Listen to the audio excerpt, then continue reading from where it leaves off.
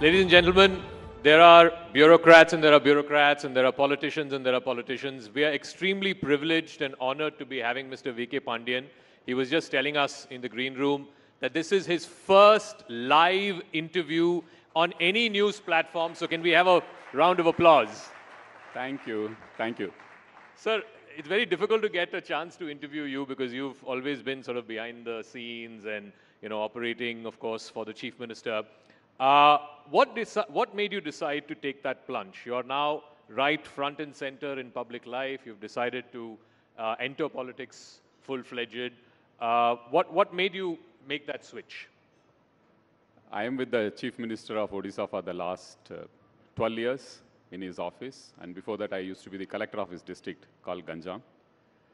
I was inspired by him. The first reason I would say is that I was totally inspired by his commitment to the cause of people, commitment to public service. But 1 year back, if some of my friends have asked, somebody has asked my friends that whether Mr. Pandian will join politics, everyone would have laughed. I would have also laughed about that. After COVID, the grievance cell of Chief Minister's office was closed as a precautionary measure. So after that, Chief Minister wanted that we should go to the villages, we should go to the people and do grievance.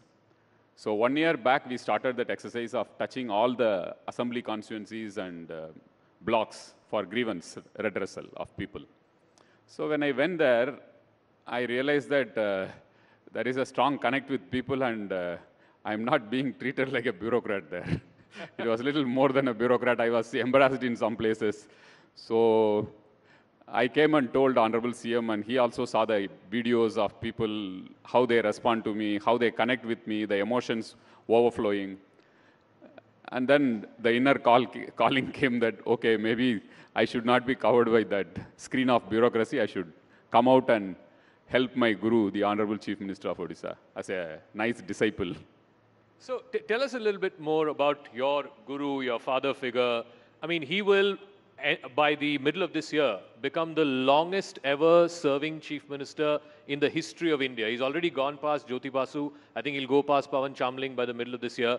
It has never happened in the history of India. And you have seen firsthand why it has happened or what makes him tick. So tell us, what is the success of his longevity? I don't know throughout the world you have any parallel of democratically elected leader continuing in a space as popular as the Chief Minister of Odisha and winning election after election with a higher margin instead of anti-incumbency having pro-incumbency.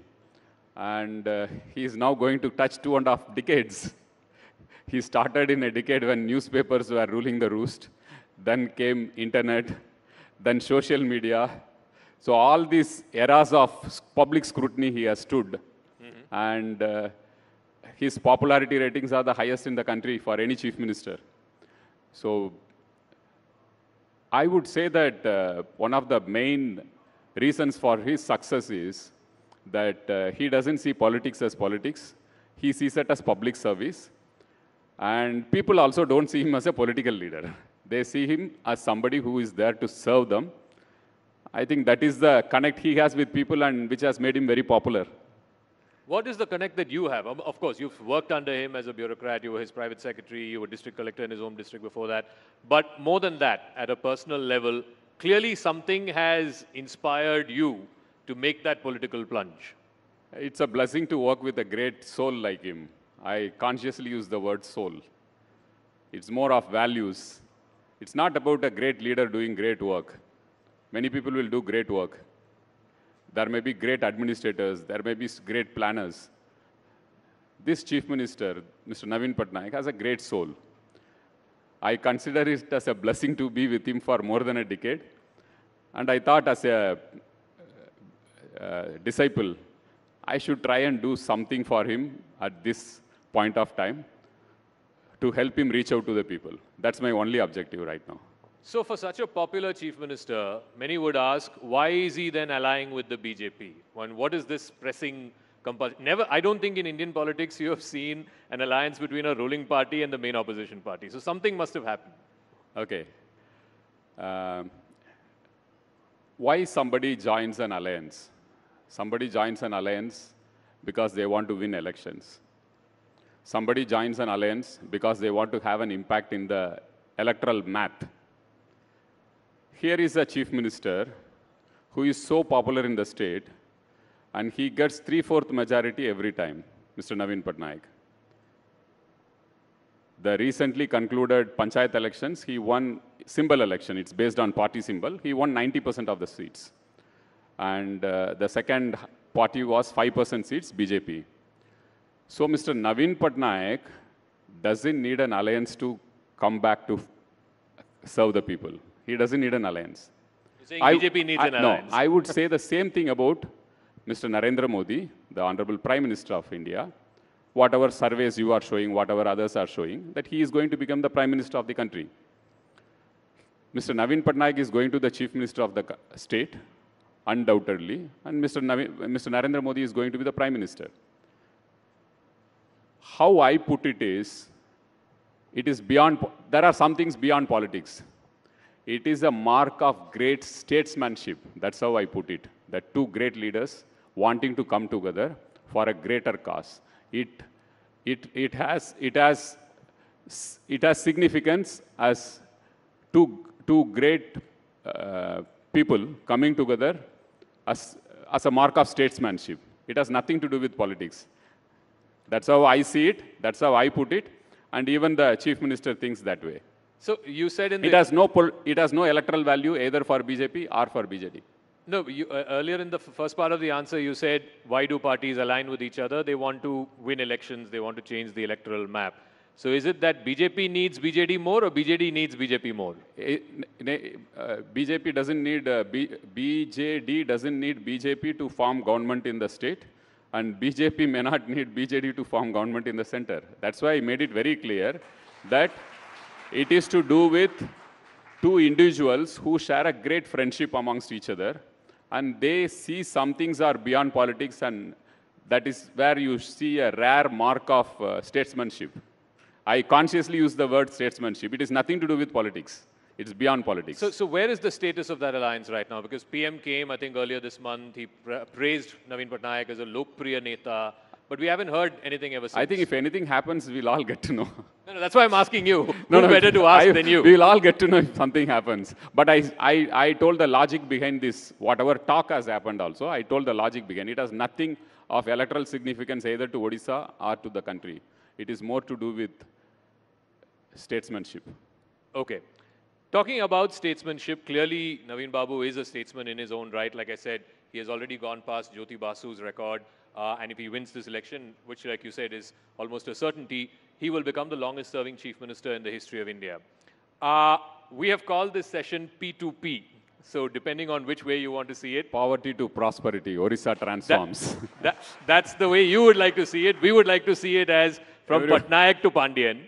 No. So please tell us, are you Mr. Naveen Patnaik's political successor? I don't think I should answer this. The people of Odisha will answer it. And I succeed his values. I succeed his hard work. I get inspired by his sincerity, commitment, and keeping politics away from public service and doing service to the people. That's how, these are values I have imbibed from the chief minister. Politics can come later on whenever, whatever people think, it's fine. But the reason people are asking this is because the BJD, like some other parties, we've seen that in the history of Indian politics, where succession has always become a bit of a dicey situation. We've seen that with ADMK, we've seen that with Shiv Sena. So in the BJD, there is no obvious political successor. Are you the obvious political successor? Let me put it this way. The chief minister is so popular and he is so meticulous in doing everything. He has transformed the state of Odisha from where it was and what it is now. And BJD is the vehicle which he created to transform the state. Such a futuristic thinking chief minister who holds people of Odisha in his heart will definitely have planned out something for the BJD, which will be rocking as always he does. But he's not shared that with you. I think he tells always that people of Odisha will decide who will succeed him. We all follow that. In fact, when somebody asked Biju Babu when he was alive, who is going to succeed you, he also told the same thing, that people of Odisha will decide. But, Finally, in democracy, one bows to the people's. So, talking about your political debut, just as you decided that you're going to get into politics, you also said that you're not going to be fighting the elections. You're not going to get into electoral politics. Why? I was very clear when I took this decision. I'm going to help the Chief Minister come back with 3/4 majority to serve the people again. That's my one and only objective right now. I see only that in my eyes. In politics, obviously, you'll be the subject of scrutiny by a lot of people, your political opponents, by the people of the state. When they attack you with the outsider tag, how do you respond to that? I know that last 3-4 years I have been the center point of attack of everyone in Odisha politics. Most of the opposition parties attack me. So that's part of the game.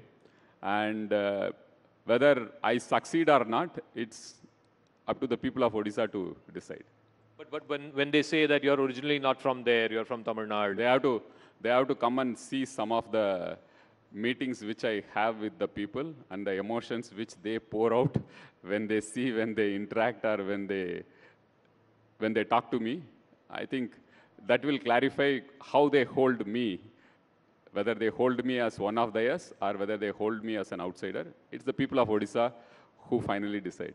But, I mean, you're also a fluent Odia speaker by virtue of your bureaucratic career, of course. You're married to a Odia, a native. But beyond that, for people to accept somebody who is from a different state, I mean, the only comparable example I can think of, and probably you'll relate to this, is MGR. Coming from one state and contesting in another state, even Jayalalitha to an extent. What is it about our people in India, in different states, that they wholeheartedly give love to even someone who may not be originally from their place, but are considered one of their own? People are very smart and intelligent. If Naveen Patnaik has succeeded so many years in Odisha, it's because people see his clear heart. He has heart in the right place. And they know that this guy wants to change Odisha, transform Odisha, and he is spending every minute of his time for Odisha and its people and its growth. So when people are so intelligent and smart, they will judge what is what and who is who. And that's how I think the connect which I have with people is the same. The connect that you have with the people is the same, because people believe that you are wanting to do this as a service and not, but that's what all politicians say. So time will tell that, whether I have meant what I say or whether I have some other hidden agenda, time will say. But I leave it to the people to judge whether I stand by the service mind which I got from the Chief Minister. So you did say that Odisha has transformed, no doubt, in the last 20-25 years. It has transformed as a state. And I want to deal with both ends of it.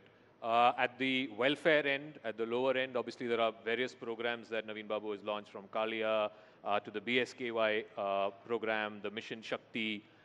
Now, over the last year or so, there has been this whole thing in politics, this whole narrative and counter-narrative, that many of these things are freebies or revdies. How would you respond to that? There are some things which one should call it as responsibilities of a welfare state. Health, education, taking care of food security of the vulnerable people. All these one should, even United States does, take care of health, take care of education. You have public schools, you have public hospitals. What the Chief Minister has done is, why there should be a quality difference between a public school and a private school. He invested in public schools, transformed the public schools, like private schools are better than private schools. I'll be happy to share that we have about 8,600 high schools in the state. We have transformed all the 8,620 high schools in the state. We don't have blackboards in these schools. We have smart boards like these, digital boards in these schools. And we have science labs, class science labs, modern laboratories, libraries, e-libraries at high school level. So he wanted to empower the people of Odisha to make them dream big for their children. because 70 to 80% of the children will always be dependent on public schools. So he transformed the public schools and made it as good or better than private schools. He also transformed the hospitals, public hospitals, government hospitals, as good as or better than private hospitals. So this is where he spends money. So health, education, food security, these are things which any government should do for its population, and people are happy about it. And if you want to take the state to the next level, 70% of the population who are dependent on public institutions should have the best access to public institutions. When you do that, you actually empower the people and make them dream big. That's when a state will go forward. I also want to ask you about the Sri Mandir Parikrama project, which is the Temple Heritage Corridor project, the restoration of the Puri Jagannath Temple, as well as other temples. You were telling us a short while back, there are 10,000 temples that have been revived and restored in the state. How would you respond to the charge that why should a secular state be in the business of restoring or reviving temples? I think it's part of our culture. Temples temples are an integral part of your culture. It reflects your history. You draw strength from your faith you have on these temples. You get peace there. So it is but natural for a government to honor the faith of people. In a democracy, people's faith is reflected in vote. When you are voted to serve them, it's important that you honor their faith. If Muslims have faith in mosque, restore their mosque, restore their burial grounds. If Christians have faith in churches, restore their churches which are broken during cyclone. Orissa is prone for cyclone. If Hindus have faith in temples, restore their temples. If Sikhs have faith in Gurudwara, do that. And we have a huge tribal population who have faith in their tribal gods. The Chief Minister has restored almost every symbol of religious institution of the tribals as well. So it is honoring the faith of people. So you call it a secular, I call it a spiritual governance, which the Chief Minister believes in. It's a spiritual governance. It's not secular governance. You have to run the extra mile to take care that people's faith is honored. You don't think this will be a point of difference between you and the BJP because you split the alliance in 2009 after the Kandhamal riots? That is a communal issue. There is a difference between being communal and spiritual. Here the Chief Minister has protected, preserved, conserved religious institutions of all religions. That's what I meant by spiritual governance. You honor the faith of people. I also want to talk about, and of course, a lot of our viewers are well acquainted with this. Odisha has, of course, become a big hub, a big center for sports and sports promotion, particularly hockey. You've got world-class stadiums now in Rourkela, in Bhubaneswar, the Hockey World Cup. You hosted the Hockey World Cup. What explains Odisha and particularly your Chief Minister's love for sports? I believe you are also a sports Yeah, I'm also from sports candidate. hostel. I was trained to be a professional athlete. I left I was a middle distance runner and left halfway through because my father asked me whether you want to continue as a sports person and end up in railway stations as TTE after playing nationals, or you want to go a little further. That was the ecosystem which sports has. Unfortunately, we have improved a bit on it, but still a long way to go for India to make our sportsmen into professional sports. And regarding your question about hockey and Odisha, half of the Indian team at one point of time, or 30% of the Indian team, had players from Odisha. People of Odisha are in love with hockey, many parts of the country. But in Odisha, hockey is celebrated. You will get, even for local matches, you will get such huge crowds for hockey.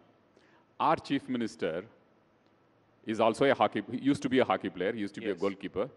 And his father had told a very interesting anecdote, linking hockey and the Indian national movement.